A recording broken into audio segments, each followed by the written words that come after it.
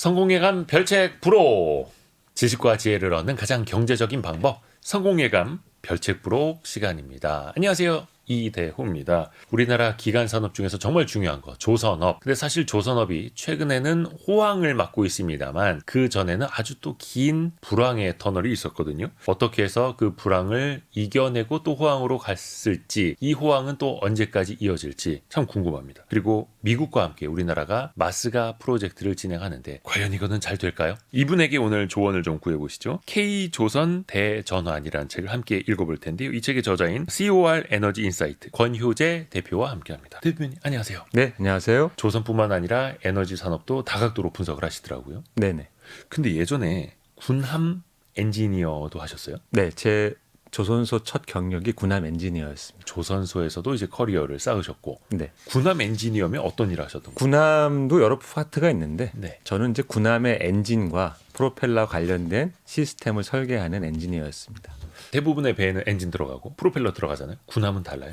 군함은 이제 훨씬 그 엔진과 프로펠러가 복잡합니다. 군사 기밀이라 너무 자세한 건 말씀드릴 수 없지만 예. 간단하게 설명드리면 제가 맡았던 배는 가스터빈이 2개, 그다음에 디젤 엔진이 2개, 그다음에 발전기가 4개 해서 일반 배보다 크기는 작은데 엔진이라고 부를 만한 게 2배 이상 많았습니다. 그거는 어떤 뭐 유사시에도 계속해서 기동이 돼야 하고 그래. 일단 군함은 일반 배보다 훨씬 빨리 달려야 되니까 그렇죠. 예, 작고 힘이 좋은 가스터빈 들어가는 거고, 가스터빈은 좀 시끄럽습니다. 잠수함하고 이제 대치를 해서 잠수함을 잡을 때는 조용하게 움직여야 되니까 상대적으로 소리가 적은 디젤 엔진을 탑재했던 겁니다. 그 예전에도 보면 군함 같은 경우는 그 프로펠러의 생김새, 거기에서 소리를 더 적게 내는 기술, 이게 또 엄청난 막 국가 안보라고 하고 막 그러더라고요. 맞습니다. 군함, 뭐 특히 잠수함은 더 프로펠러 형상이 중요해서 배를 이제 완성하면 행사를 하는데 네. 배를 이제 물에 띄우기 전에 이렇게 선대라고 하는데 놓고 예. 귀빈들이 오셔서 박수치고 하는데 맞아요. 잘 보면 프로펠러는 다 카바로 씌워놓습니다.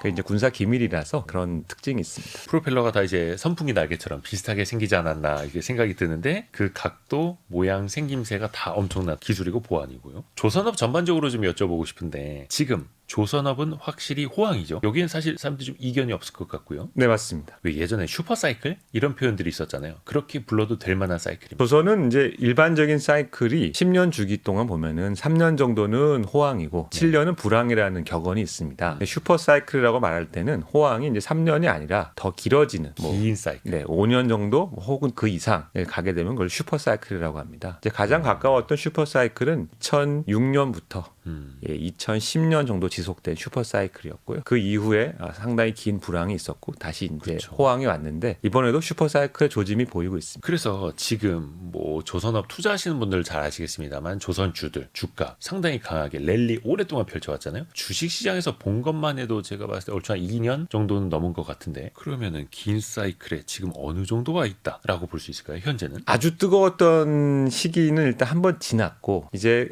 이 뜨거운 상황이 얼마나 지속될까에 대한 이제 어떤 좀 예민한 분기점이라고 생각합니다. 봄, 여름, 가을로 따지면 확실히 여름의 가장 뜨거운 절정기보다는 그 여름에서 가을 언제쯤으로 가는가 이런 거예요. 예, 조심스럽게 말씀드리지만 뭐 날씨로 보면은 7월 말은 지났고 8월이 접어들었는데 늦더위가 계속 될 건지 아니면 이제 가을이 올 건지. 근데 또 가을이라는 게 또 어떨 때는 보면은 뭐 10월 말까지 날이 상당히 덥지 않습니까? 네. 그래서 그건 이제 변수가 있는데 조선의 호황을 예측하는 혹은 호황을 말할 수 있는 가장 핵심적인 지표는 얼마나 배를 많이 발주하느냐입니다. 그렇죠. 결국. 그런데 이제 해운사들이 주로 발주하는데 그 발주량이 아주 폭발적으로 늘었던 거는 2025년 상반기까지였고요.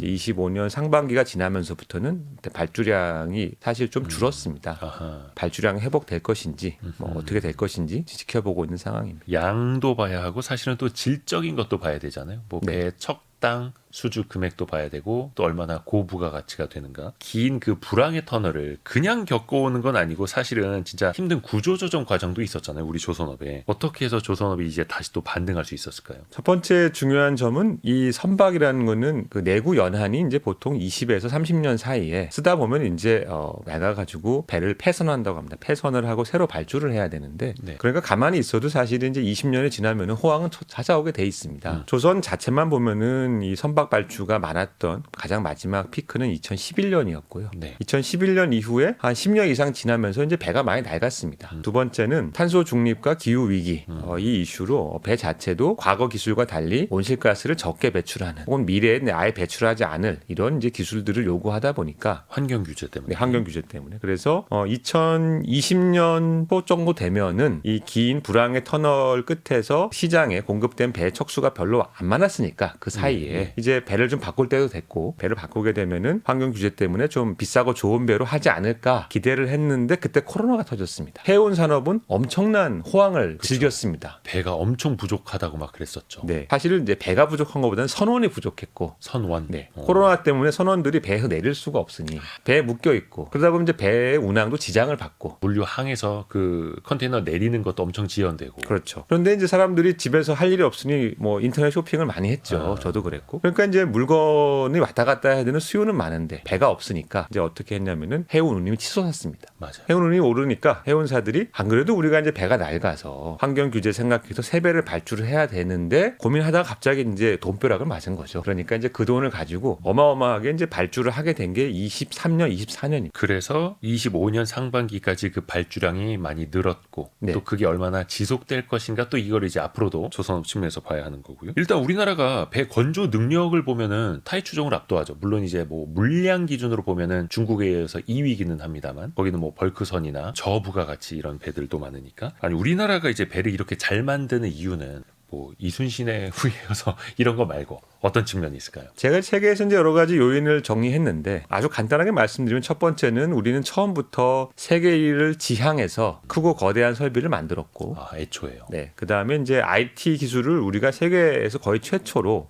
이 대량 생산하는 조선소에 적용을 한 그런 실적이 있습니다. 그래서 IT 기술을 접목하면서 대량으로 다양한 배를 잘 만들 수 있는 사실 이게 조합하기가 어려운 건데 대량, 다양한 배, 잘 이거를 이제 할 수 있는 그런 고도의 아주 정교한 그 생산 시스템을 거의 20년 이상 노력을 해서 구축을 했습니다. 처음에 투자와 시스템 구축 그리고 마지막으로는 우리나라 사람 기질이 좀 자기가 잘 만든 거 조선에. 그래요. 조선업이라는 게 사실은 이게 좀 브랜드가 강한 산업은 아닙니다. 배를 발주하면서 뭐 이거는 뭐 한국이 만들었으니까 값을 50%더 주고 이런 건 없거든요. 산업재니까 신뢰와 품질이 중요한데 그런 면에서 우리가 좀 우위가 있고 또 한국 사람들이 조선소 일하는 거 보면은 내일 너일 그렇게 딱 따지지 않고 전체적인 최적화를 위해서 양보할 땐 양보하고 노력할 땐 노력하고 이런 걸 참 잘합니다. 근데 이제 일종의 보면 축구랑 좀 비슷해요. 조선이. 근데 이제 중국은 저도 중국에서 5년 동안 조선소를 가서 이제 한국 투자한 조선소를 만들고 직접 그 사람들 일을 하면서 많이 느꼈는데 중국 사람들 그런 게 좀 약한 편입니다. 지나치게 자기 이익을 따진다든지 모든 게 다 정해진 상태에서 같은 걸 막 반복 생산하려면 잘 하는데 이제 배는 다 다릅니다. 조금씩. 그럼 그런 걸 이렇게 맞춰가는 거는 한국 사람이 참 기민하게 잘합니다. 그래서 고객 맞춤. 한국 사람의 어떤 기질과 문화에 이 조선 산업이 잘 맞는 부분이 있었다. 뭔가 성능 개량, 고객 맞춤 뭐 이런 건 진짜 우리나라 사람들이 정말 열심히 잘하죠. 네, 저는 그렇습니다. 어디까지 알아보셨어요? 이런 얘기도 있고. 네네. 조선도 사실은 그렇게 영업하지 않습니까? 선주들한테. 조선 산업에서 우리나라가 사실 참 그런 것 때문에 욕을 많이 먹었습니다. 조선은 아까 말씀드린 대로 이제 3년 호황, 7년 불황이 있으니까 불황기 때는 다 이제 배가 고픈데 일본이 세계 1위로서 이제 지배적인 지위를 차지할 때 일본 조선소의 이제 세운 전략이 뭐냐면 어차피 배를 지금 많이 팔 수가 없으니 최대한 우리도 원가를 싸게 배를 만들어야 된다.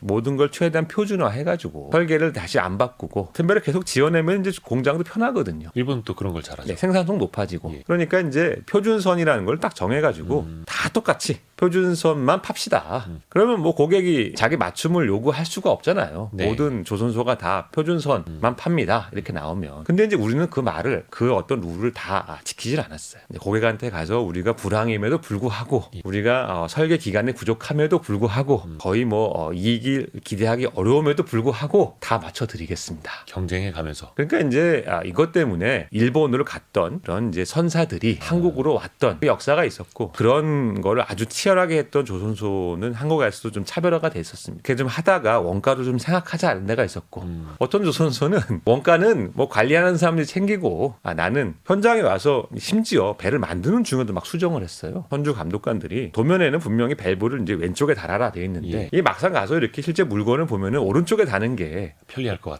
같다고 하면은 고쳐달라고 해요. 그럼 이거를 이제 사실은 FM대로 혹은 돈을 버는데 집중하는 회사면은 바꾸는데 뭐 돈을 얼마 내세요. 그렇죠. 설계도 바꿔야 네, 되니까. 설계도 바꾸고 다 바꿔야 되니까 돈을 내세요. 뭐 그 돈 예산이 확보되면 해줄게요.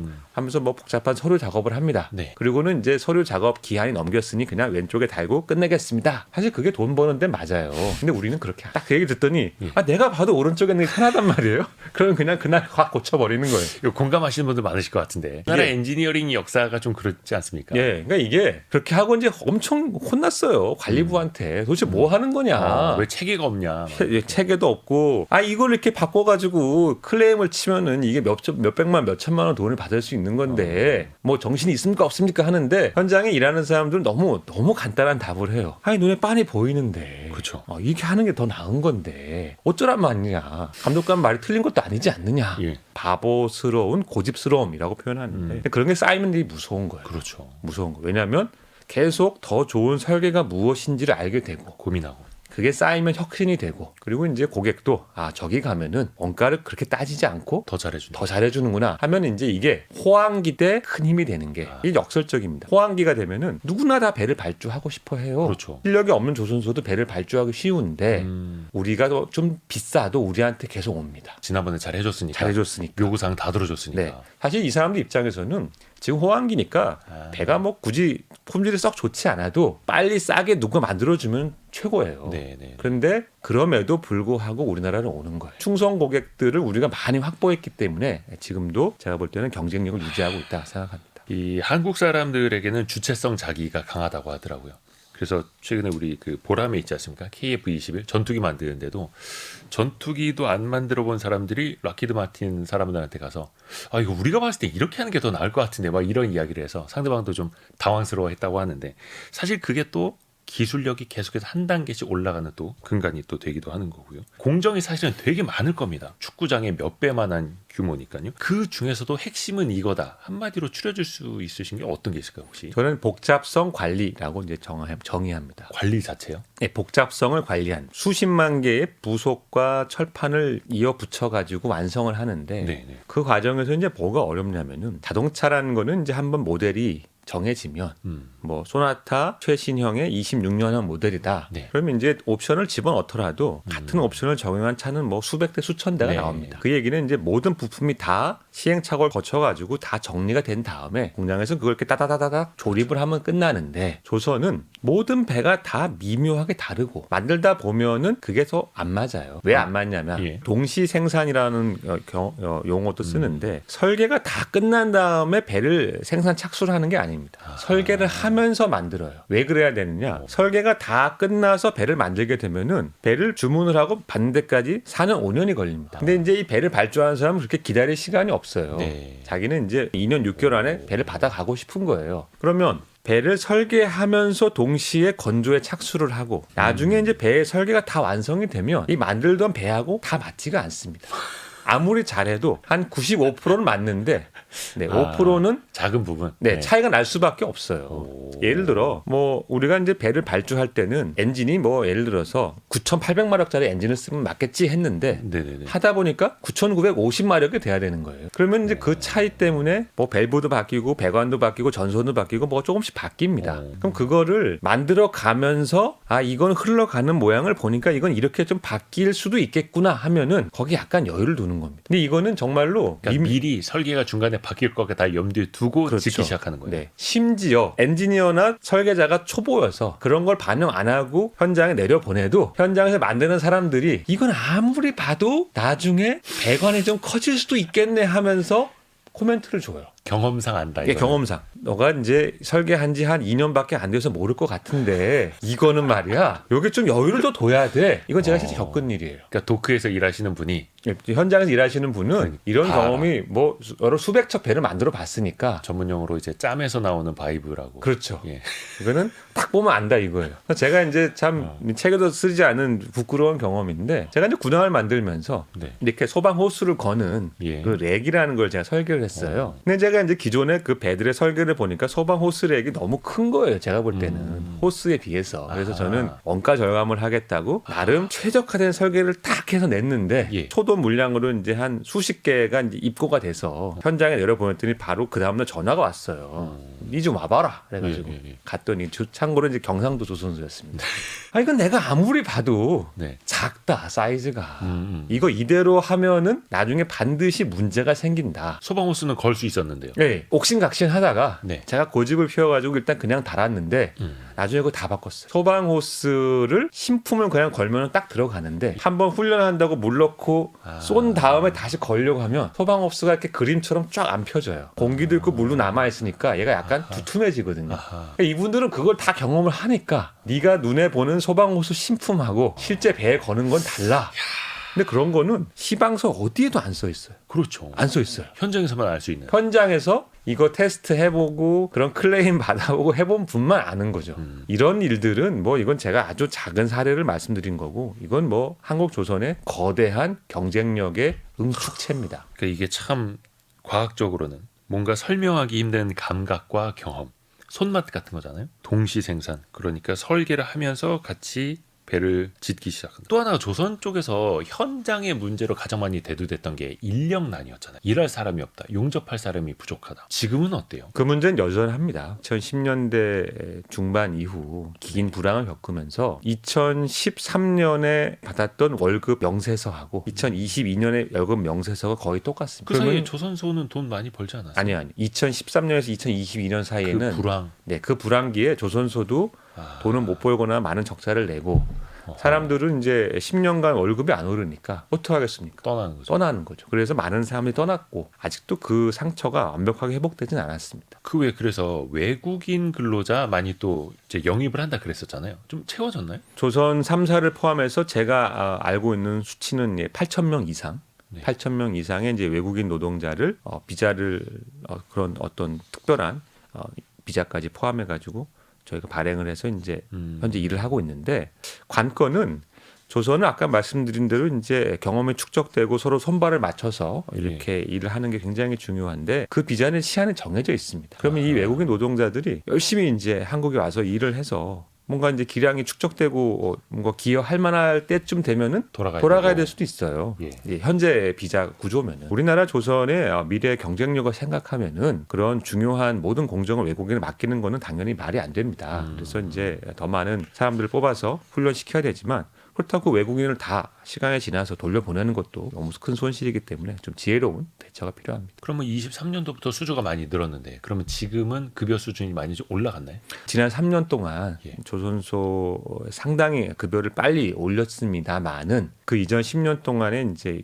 정체되거나 깎인 부분이 있기 때문에 아직까지도 조선 현장과 가장 많이 비교하는 게 이제 건설 현장인데 똑같이 이제 고기량의 용접사가 건설 현장에서 작업하는 거가 더 그분들한테는 수지타산이 맞습니다. 그래서 이제 아직도 많은 사람들이 조선 현장에 복귀하는 거를 좀 꺼려하거나 주저하고 있다 이런 상황입니다. 그럼 또 더 높은 연봉을 줘야 사람들을 데려올 수 있잖아요. 네. 그럼 이게도 어느 정도 뭐 손실이 될 수 있을 정도 어떻습니까? 이익률이 좀 낮아질 수 있을까요? 지금 같은 호황 상황에서는 이제 급여를 좀 올린다고 해서 선박의 어떤 그 이익률이 막 크게 하락되거나 이제 손해 보는 상황까지는 안 가는데 조선소를 운영하는 경영하는 사람들은 이제 고민이 많은 게 아까 말씀드린 대로 지금은 호황이지만 네.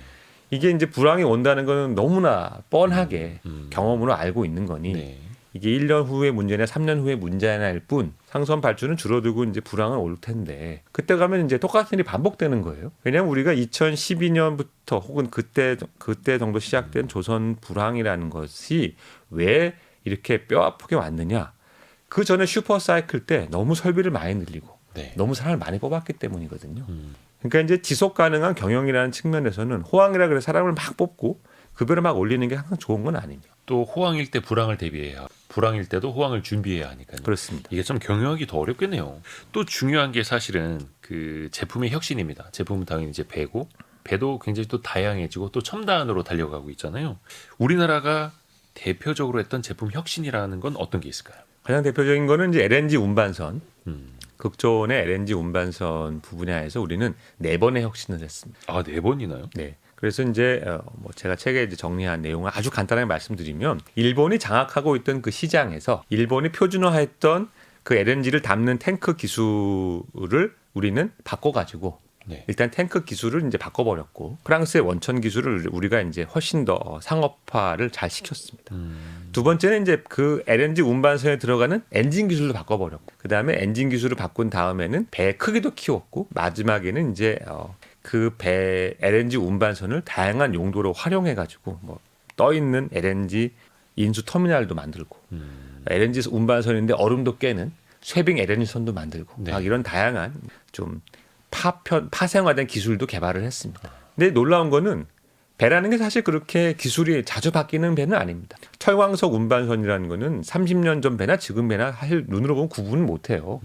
도색만 깨끗하게 하면은 그냥 뚜껑 열어서 붓고 닫고 이게 다인데 그렇죠. LNG 운반선은 30년 전 배하고 지금 배하고 전혀 다른 배입니다. 전혀 다른 옛날 배 같으면은 뭐 하루에 사용하는 그 연료비나 총 운임이 뭐 1억이다 예를 들어서 지금 배는 이제 6천만 원도 안 하거든요. 그러니까 시간이 지나면서 엄청나게 효율적이 되고 엄청나게 그때는 존재하지 않았던 크고 다른 기능 가진 배도 만들었기 때문에 기술 혁신을 잘 하면은 시장을 만들 수 있어요. 그러니까 20년 전에는 LNG 운반선이라는 건 그냥 니치 마켓이다. 이거는 그렇게 배가 많지 않을 거다 했는데 지금 이게 조선 시장의 아주 중요한 부분이고 주류가 됐습니다. 시장이 커진 것도 우리가 혁신을 잘했기 때문이고. 근데 사실 아까 잠깐 그 프랑스의 기술을 가져와서 우리가 제품화를 더 잘했다라고 말씀해 주셨는데 지금 누가 봐도 LNG 운반선이 대한민국 조선업의 효자 상품이고 그런데 그 원천 기술은 또 프랑스에 있단 말이죠. 그게 어떤 그 보냉, 창,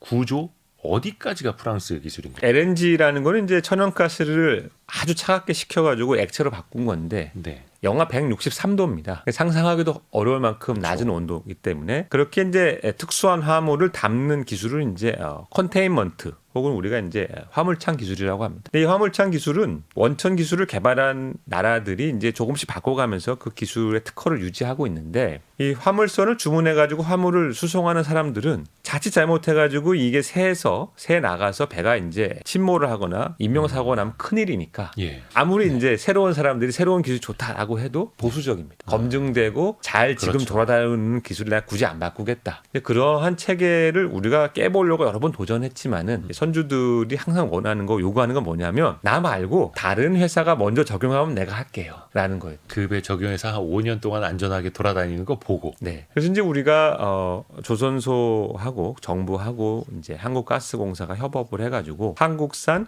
컨테인먼트 시스템 이제 KC라고 합니다. 우리가 먼저 한번 써보자 이런 네. 거예요. 그래서 이제 KC1이라는 걸 기술을 개발해서 시도를 했는데 네. 이게 좀 작은 사이즈의 LNG선은 잘 됐는데 예. 큰 사이즈는 잘 안 됐어. 그래서 이제 그거는 좀 아픔이 있었고 절치부심해서 이번에 이제 KC2라고 네. 많이 업그레이드를 하고 또 새로운 기술들을 도입해서 그거는 이제 똑같이 다시 한번 한국가스공사가 총대를 메고 네. 혹은 한국 회사들이 총대를 메고 내가 이제 그 배를 만들어주면 화물을 LNG를 운송하겠다라고 해서 이제 추진을 하고 있어서 한 3, 4년 지나면은 그 KC2를 적용한 대형 LNG선이 나와가지고 성공화를 저는 기대하고 있고요. 그럼 여기에는 그 프랑스 라이선스 안 줘도 되는 그런 네, 모델이 완전히 가는 우리나라 거예요? 기술입니다. 엄청난 시도고 필요한 시도인데 한 번 그런 배를 짓는데 들어가는 돈이 뭐 3천억 이상입니다. 한 대 갖고는 안 되고 보통 두세 대 해야 되니까. 레퍼런스가 좀 많아야 되는. 네. 그러니까 이제 한 번 시도하는데 뭐 크게 보면 1조 들어가는 베팅인데 이제 이게 성공하게 되면은 이제 말씀하신 대로 LNG선에 그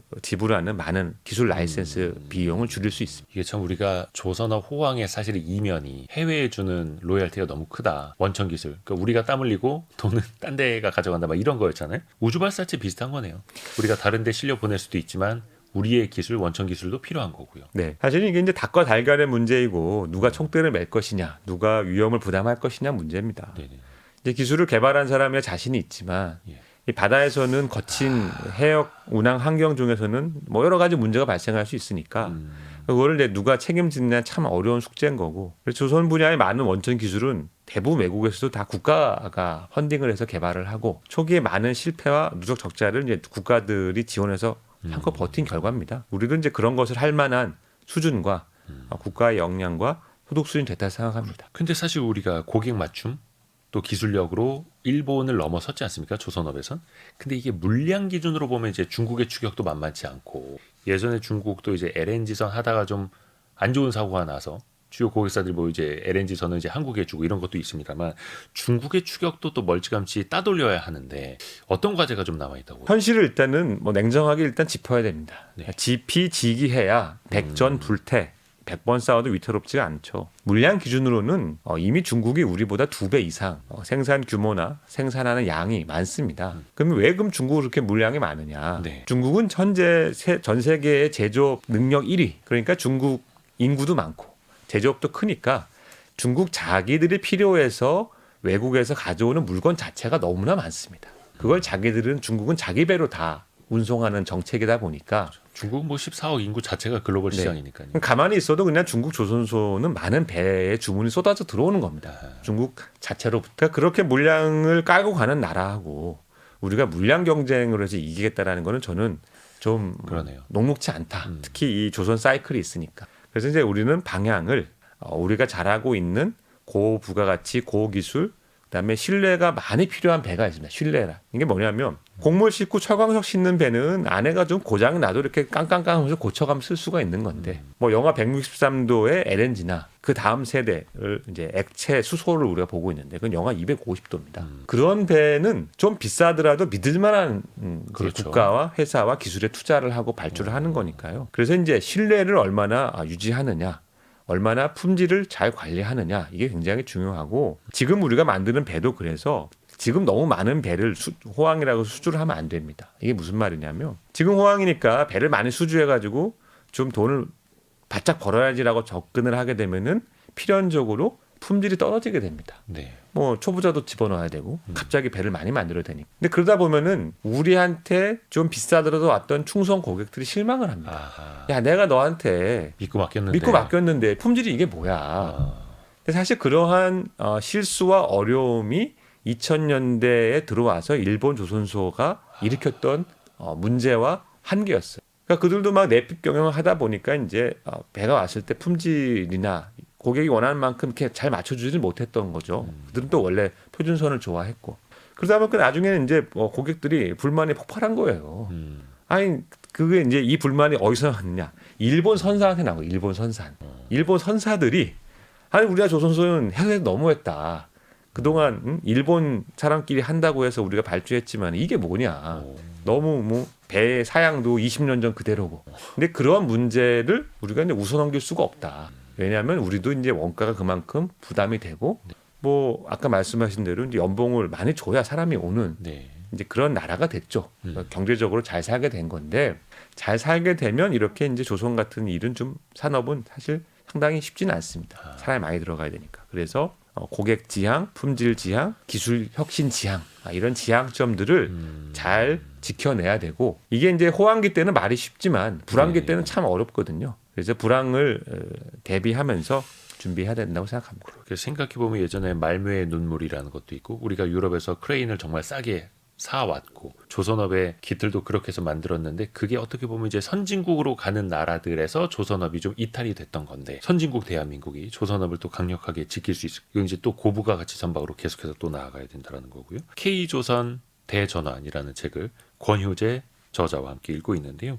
자 이제부터 또 생각해 볼게 마스가 프로젝트입니다. 이건 이제 우리나라가 미국에 제안을 한 거죠. 위대한 미국 나아가서 위대한 미국의 조선업 그 리빌딩을 같이 해보자라는 제안인데 주식시장에서 엄청나게 기대를 하고 있거든요. 주가도 많이 올랐고 실제로 업계에서 조선 산업 내부에서는 이걸 어떻게 지금 보고 있습니다. 내부에서는 아주 크게 기대하는 분도 계시고 매우 냉소적으로 보는 분도 있습니다. 저는 비중으로 보면은 긍정이 한 20%, 냉소가 한 20%, 관망이 60%라고 이제 보고 있습니다. 아직 모른다는 거예요. 왜 그럴까요? 업계에 계시는 분들도. 네, 가장 큰 이유는 눈으로 보이는 조건과 수치는 굉장히 좋습니다.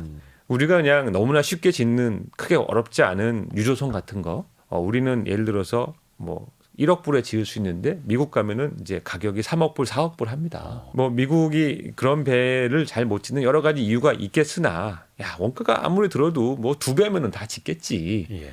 그러면은 가서 2억 불에 지워서 3억 불에 팔면은 이게 도대체 돈이 얼마야?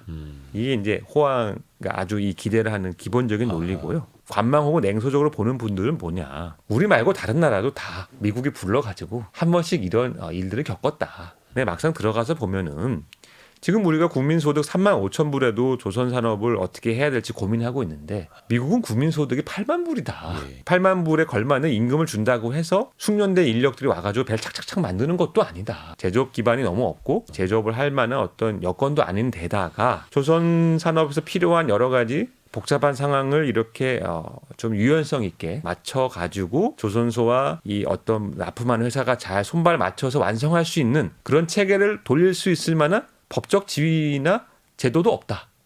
즉 미국 배는 미국 사람만 미국 회사만 만들어야 된다는 법이 엄연히 남아 있는데 우리가 가서 기여를 하고 싶어도 할 수 있는 부분이 제한적이다. 법적인 문제나 산업 기반 여건이 풀려야만 기대하는 것들이 이루어질 수 있으니 좀 기다려보자. 혹은 그런 변화는 미국이라는 어떤 그 공룡의 행태를 봤을 때 쉽지 않을 거다. 그냥 혹은 뭐 극단적으로 이거는 그냥 트럼프의 립 서비스다. 그래서 이제 다양한 그런 시각들이 존재합니다. 물론 이제 각종 규제라든지 법도 거기에 맞춰서 이제 바꾸겠다라는 계획도 뭐 의회에서도 나오고는 있습니다만 또 이거는 가봐야 한다라는 거고 권여재 대표님 입장에서는 좀 이제 마스카 프로젝트 큰 기대는 안 하시는 것 같던데요. 이제 제가 이제 그 질문을 받았을 때마다 예.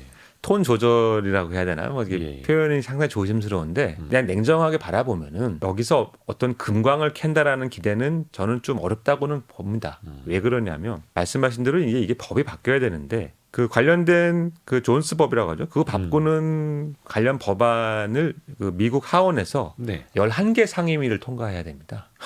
아, 그렇게 많아요? 네. 그러니까 이게 상임위도 많고 예.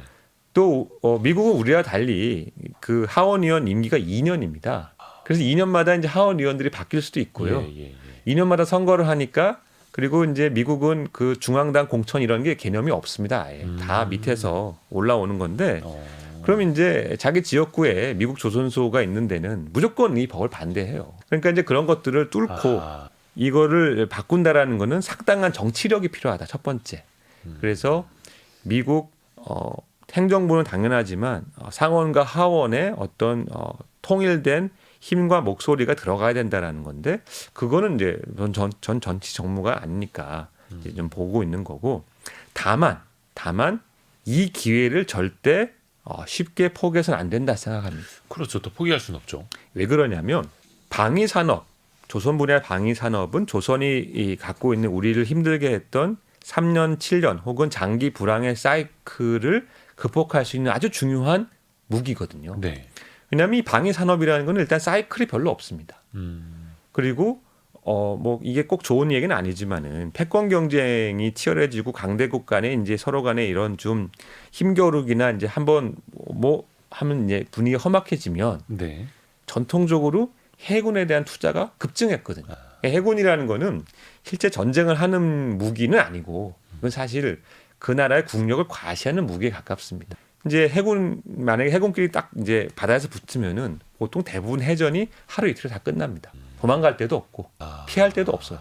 그래서 해군 전쟁이라는 거는 서로 해군력을 막 증강을 하지만은 대규모 전쟁과 전투를 실제 하는 거는 거의 없습니다. 드뭅니다. 어떻게 보면 이제 전쟁을 억제하기 위해서 하는 거. 전쟁을 억제하기 위한 투자입니다. 해군력 투자라는 건. 근데 이제 지난 냉전 이후에 팍스 아메리카나의 30년 동안에는 미국이 전 세계의 어떤 평화 질서를 주도하니까 각국가 해군력을 굳이 이렇게 늘릴 이유가 별로 없었습니다. 근데 이 틀이 깨진 건 10년 전부터 중국이 막 밀고 내려오니까 동남아시아 국가들이 이제 막 발에 불 떨어져 가지고 해군 배를 막 늘렸고요.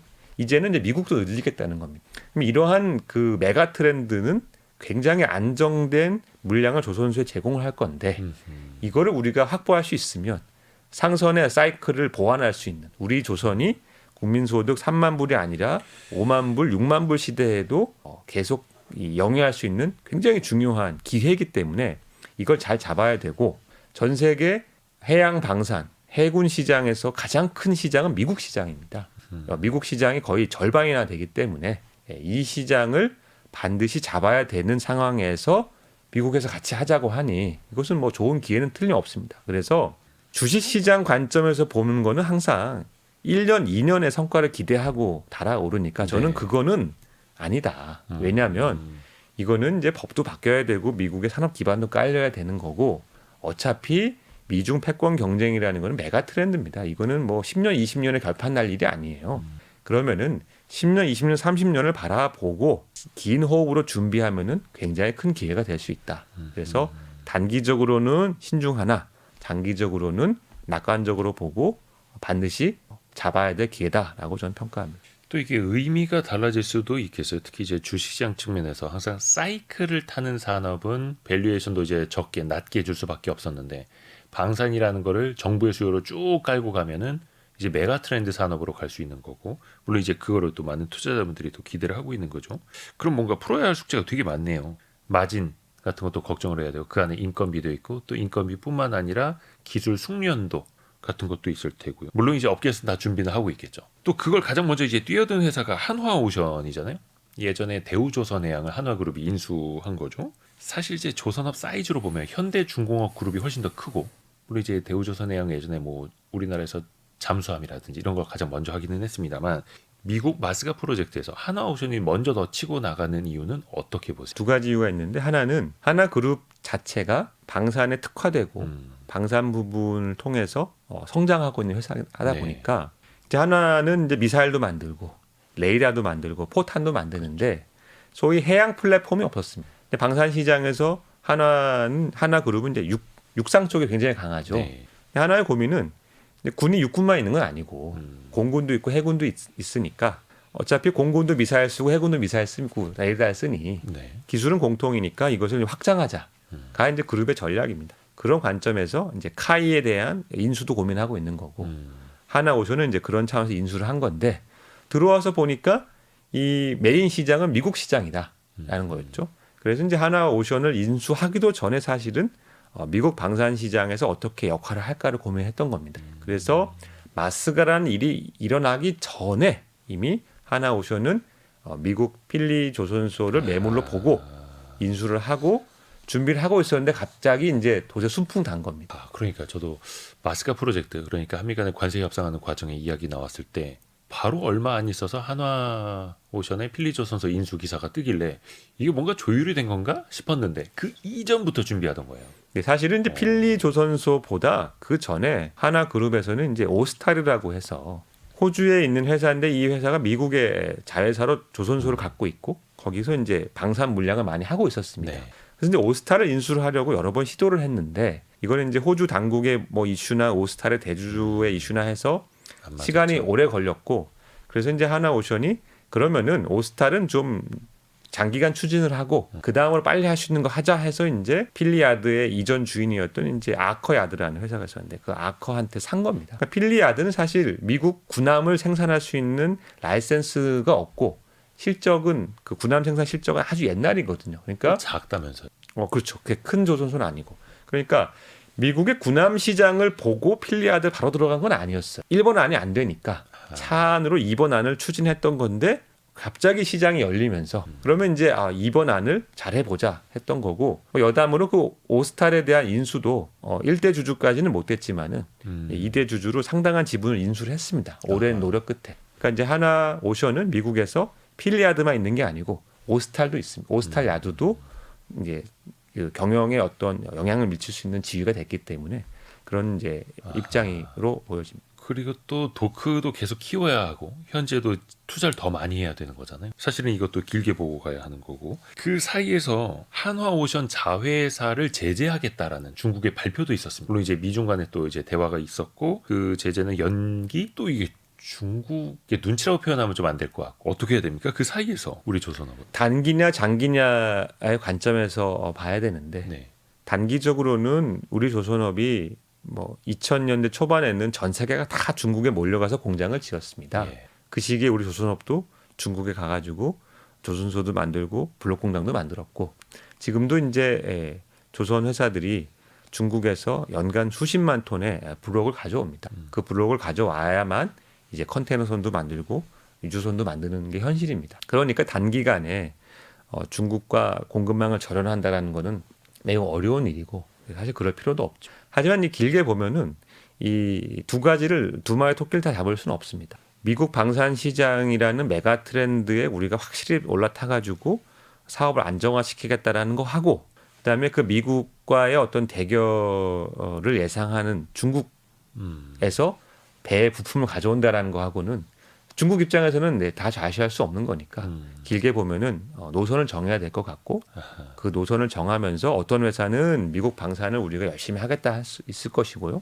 어떤 회사는 우리는 방산은 안 하고 미중 갈등 이런 것들은 사실 뭐 인간 회사로서 우리가 관여하지 않겠다. 우리는 중국의 공급망을 유지하거나 점진적으로 축소하면서 대안을 찾겠다. 이런 회사도 존재하리라 생각합니다. 오늘 저희가 K조선 대전환이라는 책을 권효재 저자와 함께 읽고 있는데요. 이 책의 핵심 구조를 관통하는 한 단락도 좋습니다. 직접 좀 이거 낭독을 부탁드리려고 하거든요. 한국 조선업이 세계 1위가 된 것은 단순히 기술이나 자본 때문이 아니라 바로 그런 사람들의 헌신 때문이었습니다. 이제 그 헌신이 어떻게 다음 세대로 이어질 수 있을지 그리고 마스가라는 새로운 도전 앞에서 우리가 어떤 선택을 해야 할지를 고민하며 이 책을 썼습니다. 어떤 의미로 이 구절을 읽어주셨을까요? 지금의 젊은 세대, 저도 어떻게 보면 아직 그렇게 나이가 많은 건 아니지만은 젊은 세대에게 자신감을 주고 싶어 썼어요. 지금 젊은 세대들은 헬조선이다, 흑수저다, 우리 미래가 없다, 외국으로 가야 된다 하고 있지만은 아무것도 없던 허허 벌판에서 세계 1위 조선을 만든 사람들은 더 어렵고 힘든 환경에서 도전하면서 노력하면서 지금까지 왔고 오늘 이 순간에도 조선소에서 근무하고 일하시는 분들의 여건은 사실 굉장히 고되고 어려운 일입니다. 근데 그러한 이제 땀과 노력이 있었기 때문에 우리가 여기까지 왔는데 포기하면 안 된다는 거예요. 헌신하고 노력했기 때문에 우리가 이러한 삶을 누리고 있는 건데 현 세대는 이것을 뒤에 물려줄 의무가 있는 것이고요. 다음 세대는 이걸 받아가지고 더 발전시킬 의무가 있다고 저는 생각합니다. 그래서 왜 조선이 세계 1위가 되었고 우리에게 닥친 과제가 무엇인지를 지금 세대와 미래 세대가 함께 고민하면 좋겠다. 그게 이제 제가 드리고 싶은 말씀입니다. 헌신이라는 단어도 있었고 생각할 게 또 많은 지금은 또 잘 나가지만 더 잘 되기 위해서 또 K조선의 대전환도 같이 또 읽어봤습니다. 권효재 COR 에너지 인사이트 대표였습니다. 고맙습니다. 감사합니다. 감사합니다. 별의별 이야기를 책을 통해서 나누는 별책부로 마칠 시간이고요. 월요일 아침 9시 5분에 성공예감 이대호입니다는 다시 찾아옵니다. 성공예감은 오늘도 여러분을 응원합니다.